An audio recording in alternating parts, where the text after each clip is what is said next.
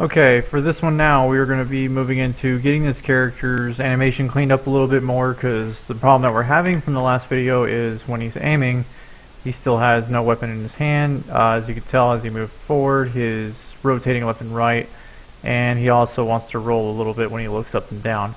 So if we can go ahead and clean it up within Unreal, without ever leaving Unreal, we're going to go ahead and do that. Also, let's go ahead and we're going to be putting a prop in his hand.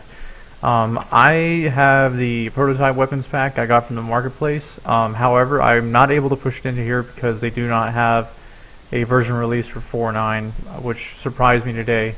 But I can also show you guys how to do migration. Migration is a great way to be able to move assets between different projects very quickly.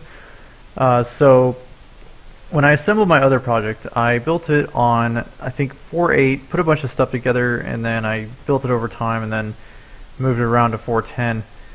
I think that's what I did. I don't exactly remember. But anyways, let's jump over here. So if you have another project, or you have some kind of project where you have a whole bunch of assets in that you want to use, we can go over to any of the assets that are within that project. Like for the prototype weapons, I want to grab the assault rifles. So these weapons do come with animations too. You know what? I'm just going to grab the entire folder for that matter. But as an example, yes, you can grab any of these textures. You can grab any sounds, materials they come with.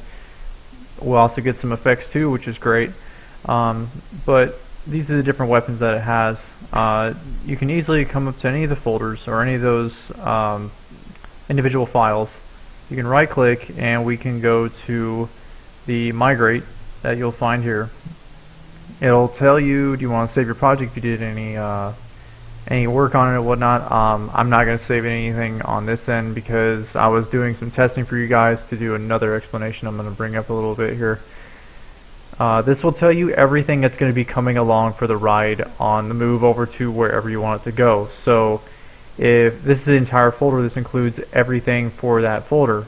If I hit cancel and I were to say, let me just grab the rifle only, and I do a migrate for that with asset actions to migrate, I'm gonna skip saving, it'll bring over anything that's associated with this rifle.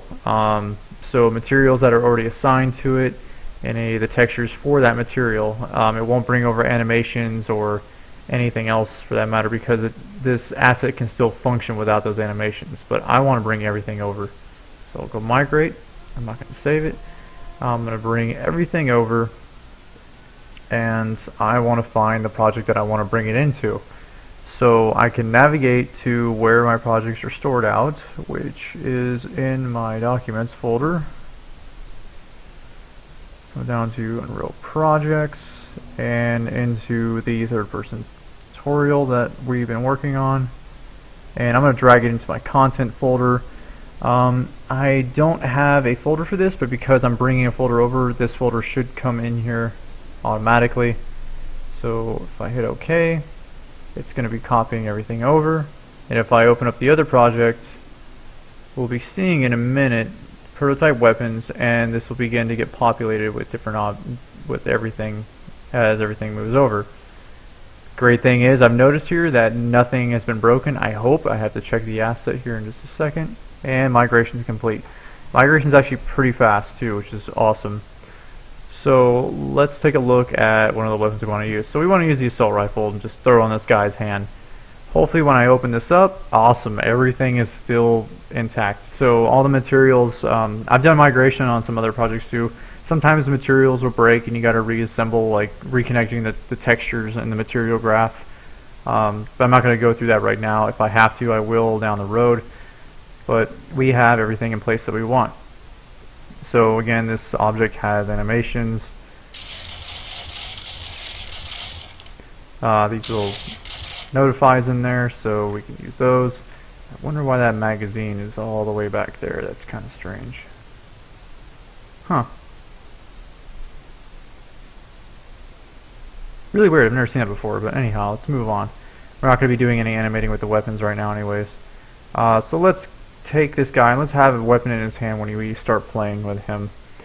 So we can jump into his blueprint again. And I can drag this tab over, and where I want to put my code for making this guy have a weapon attached to his hand when we start playing. Let me bring that over here. We can jump on over. There's two ways we can do it. We can either, one, I'm not using an event tick. We can either do an event begin play. We can assemble our code here, or what I like to do is if I know that I'm going to be doing it when this character is spawned in the level, even when the players join, I want to do this in the construction script. So the construction script will only be called one time when the game plays or this character is spawned in the level.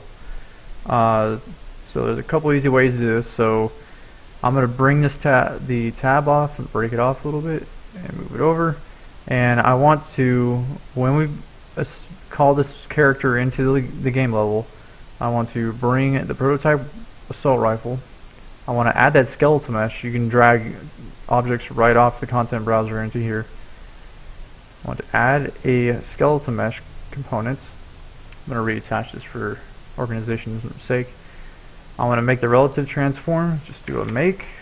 Basically, this says it's just plopping it in the game world with a scale of 1, whatever the model was built to scale as.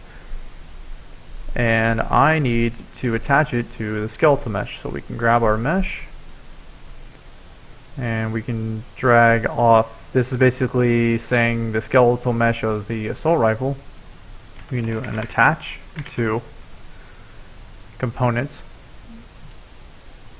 We want to flip this around. Oh, apologies. I thought it was not actor. We want scene component. So we'll just do an attach to. So ignore the last one I said. I apologize about that. We will attach it to the mesh, and it's asking, do you have a socket name where you want to attach it? And we want to snap this to the character when it is called, so we can snap to world and keep the scale. So if I were to play this right now, what will happen is it won't be in his hand, but it will be at their feet. So we have it halfway done. We just need to find a place to attach it to. Well, luckily enough, in our character, we can open up our character by clicking on the mesh, which will pretty much select our character in the viewport. We can come over to skeletal mesh and click on the magnifying glass to find it in our content browser. Let's open up our character and let's take a look at his skeleton. So in his skeleton, we earlier, oh, I thought we did, never mind. So in this skeleton, we can add a socket. Sockets are a great way to attach objects, make particles spawn like you'd see in all those little superhero type games. You can even add sockets to their back, so like in early games like Gears of War and many other third-person shooters, they would attach a socket to where the secondary weapon might go, and then they might perform an animation to make it look like that the weapon's being swapped out, but really it's just the two weapons exchanging socket points in which they're being attached, and then it'll look like a weapon swap occurred. But let's go ahead and let's add a socket to his right hand. So let's navigate to the bone that we want to add this to. So we have a hand right. We can right click and we can add a socket. I'm going to call this hand. Let's call this right hand. R hand weapon. And I'm going to copy that name, and I'm going to unclick from that and click it again so this socket name updates. Control A, Control C, and let's go back to our construction script, and let's put that socket name in place. Let's compile it, let's save it, and now if we play it again, we'll have it in his hand, but it's not quite there yet. We need to do a little bit of adjustment on the socket itself so that the weapon's root is actually connected to the right direction. So let's jump back over to our mannequin, and we need a pose to base off where he's holding the weapon or how it is. If we jump over to the animation tab, we can use that animation we made a copy that we retargeted earlier called the I think it's rifle iron sight. Whoops, iron sight's copy, and we can actually see how he's holding it. Let's go back to the skeleton tab. This animation is going to continue to play in the background, but one thing is like it's going to be impossible for us to know where the weapon actor needs to go or any asset for that matter, how it's going to look in his hand, because we can't see it. Well, luckily enough, we can actually preview it. So when you add a weapon on a character, that's going to be within your blueprint.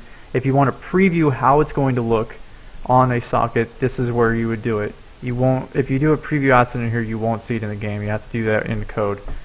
So we can add a preview asset, and we can add anything we want. We can add like a crazy pillar. We can even, you just right click and delete that if you wanted to change it out. And we can even add, I don't know, let's say a mannequin for that instance. You can even add skeletal meshes, and he's holding one of his own.